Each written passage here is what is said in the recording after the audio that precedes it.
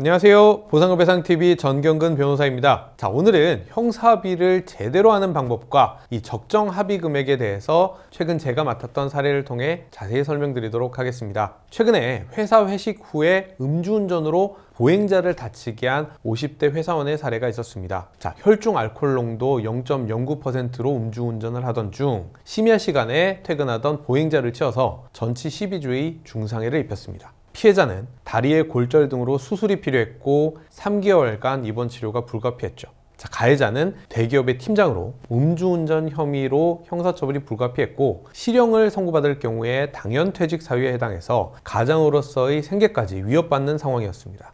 자, 이 사례의 형사합의 과정을 구체적으로 살펴보면요. 첫째, 가해자의 진심 어린 사과가 결정적이었습니다. 자, 처음에는 변호사를 통해서 합의금만 제시했다가 피해자 측의 강한 거부감을 샀습니다. 이후에 가해자가 직접 쓴 편지를 조심스럽게 피해자와 가족들에게 전달하고 계속해서 진심으로 사과하자 이러한 진정성 있는 태도가 합의의 물꼬를 텄습니다. 둘째, 형사합의 금액 산정에서는 다음 요소들을 구체적으로 검토했습니다. 자, 피해자의 부상 정도와 그에 따른 치료 기간, 그리고 후유증 발생 가능성, 또 치료 과정에서의 정신적 고통, 그리고 그에 따르는 부수적인 치료 비용 등을 대략적으로 산정해서 형사합의금을 산정하였고 피해자 측에서도 이를 수용했습니다. 자, 셋째, 형사합의 시점을 1심 선고 직전으로 조정했습니다. 피해자가 치료를 충분히 받고 건강 상태가 어느 정도 호전된 후에 합의를 진행함으로써 이 후유증이나 향후 치료 비용을 보다 정확하게 산정할 수 있었고 피해자도 건강이 어느 정도 회복한 상태라 마음을 열고 합의에 대해서 긍정적인 반응을 유도할 수 있었습니다.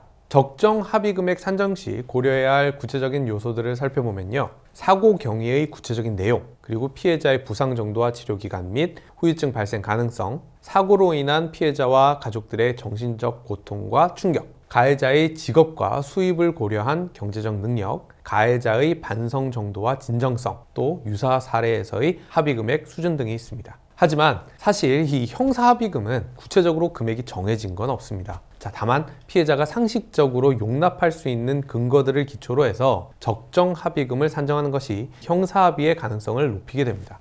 자, 이 사례의 경우에 특히 주목할 점은 단순히 이 형사합의금을 지급하는 것에서 그치지 않고 가해자가 지속적으로 피해자의 회복 과정에 관심을 보이는 등 진정성 있는 태도를 보였다는 것입니다. 형사합의에서 가장 중요한 것은 결국 진정성입니다. 단순히 처벌을 피하기 위한 수단으로 합의를 바라보는 것이 아니라 진심으로 잘못을 인정하고 피해자의 피해 회복을 위해서 노력하는 자세가 필요합니다.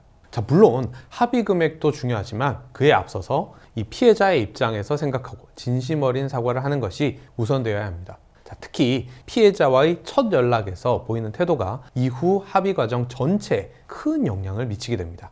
자, 또한 이 적절한 합의 시점을 선택하는 것도 중요합니다. 자, 피해자의 상태가 어느 정도 안정이 된 이후에 합의를 시도하는 것이 바람직하고요. 반드시 1심 선고 전에 합의를 마무리해서 최대한의 형량 감경 효과를 얻을 수 있도록 해야 합니다.